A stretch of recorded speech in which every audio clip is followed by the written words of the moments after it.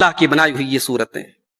میں کہتا ہوں رشتوں میں بچے جوان ہو جائیں، اگر آپ کے مناسب رشتہ مل رہا ہے تھوڑا بہت کمپرومائز کر لو میرے بھائی، رشتوں میں تاخیر مت کرو. یہ نبی کا فرمان ہے.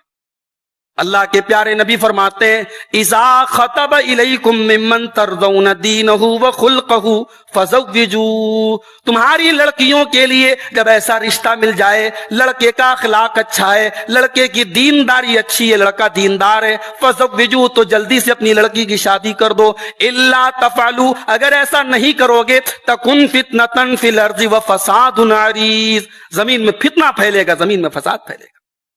یہ اللہ کے رسول کہہ رہے ہیں، اس دور میں کہہ رہے ہیں جس دور میں نکاح بڑے آسانی سے ہو جاتا تھا. جہیز کا چکر نہیں تھا، بارات کا چکر نہیں تھا، 1 لاکھ کا لان نہیں بک کرنا تھا، 700 لوگوں کے کھانے کا انتظام نہیں کرنا تھا، ہلدی کی رسم نہیں تھی، منگنی کی رسم. آج تو صاحب شادی کے صرف ایک شادی کے پروگرام میں لاکھوں کا خرچ ہے. کتنے لوگ تو قرضے لے کے شادیاں کرتے ہیں، اور شادی کے نام پہ ہمارے یہاں کیا کیا بلائیں آ رہی. ابھی مئو سے ایک ویڈیو آیا، مئو کے ایک بڑے معزز گھرانے کی شادی ہو رہی ہے صاحب. اب وہ چونکہ سیریل ویریل دیکھ کر کے اب ماحول تو وہی بن رہا ہے نا. اب صاحب ہلدی کی رسم ہو رہی ہے، جتنے لڑکے ہیں سب ہلدی کے کلر کا پیلے رنگ کا کپڑا پہن. یہ ہلدی جو ہے نا، میں ایک مرتبہ انٹرنیٹ پہ سرچ کر رہا تھا کہ ہلدی کی رسم آئی کہاں سے. ابھی ایک اور ویڈیو آیا، مئو کے آگے ایک جگہ پڑتی ہے کوپا گنج، وہاں کا آیا، مسلمان کی شادی ہے، بڑے گھر کی شادی ہے. اب صاحب جو باراتی آ رہے ہیں، دونوں طرف سے جوان خوبصورت لڑکیاں کھڑی ہیں اور ٹرے میں پھول لے کر کے پھول نچھاور کر رہی، اور لنگی پہن کے ٹوپی لگا کے حاجی صاحب مسکرا کے جا رہے ہیں. صاحب جنت کی حوریں تو دنیا میں ہی مجھے مل گئی. اللہ رحم فرمائے. ابھی بس ناچ گانا باقی ہے، وہ بھی دوسری جگہوں پر تو وہ بھی ہو رہا ہے. بنارس کی شادیاں سادی ہوتی تھی، سمپل ہوتی تھی. ہمارے یہاں لوگ مثال دیتے تھے صاحب بنارس میں جہیز بھی ہے تو بڑا معمولی ہے، غریب آدمی بھی دے دیتا آسانی سے. اب سب ختم ہو گیا. سادگی نام کی جو چڑیا تھی وہ اڑ گئی. ایک صاحب کی شادی تھی، اب وہ بڑے گھر میں انہوں نے شادی کی تو لڑکے والوں نے کہا صاحب ہم بارات لے کے آئیں گے تو ہمارے لیول کا لان ہونا چاہیے. تو بنارس میں سارناتھ کے راستے میں ایک لان ہے، پتہ لگا 8 لاکھ روپے کا وہ لان ہے. 8 لاکھ روپے اس نے کبھی اپنی زندگی میں کسی مسجد میں چندہ نہیں دیا ہوگا. 8 لاکھ روپے اس نے کبھی کسی خیر کے کام میں نہیں خرچ کیے ہوں گے.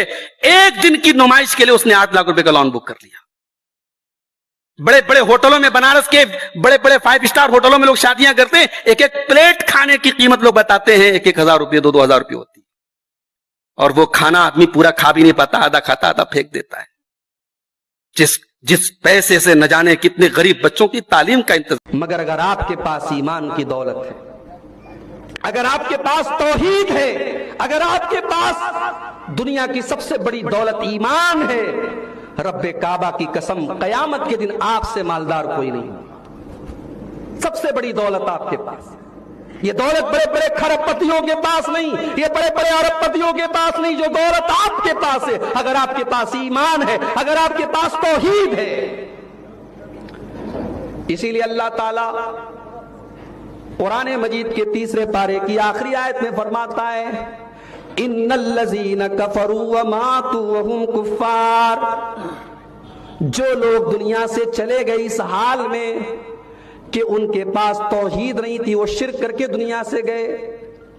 ان الذین کفروا وماتوا وهم کفار، اگر وہ دنیا سے ایمان کے بغیر چلے گئے، توحید کے بغیر چلے گئے، اللہ فرماتا ہے فلن يقبل من احدهم ملء الارض ذهبا.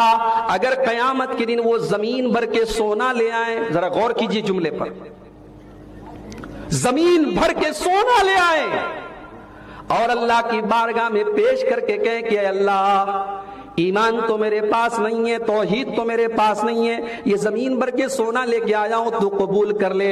اللہ فرماتا ہے فَلَن يُقْبَلَ مِنْ أَحَدِهِمْ مِلْءُ الْأَرْضِ ذَهَبًا.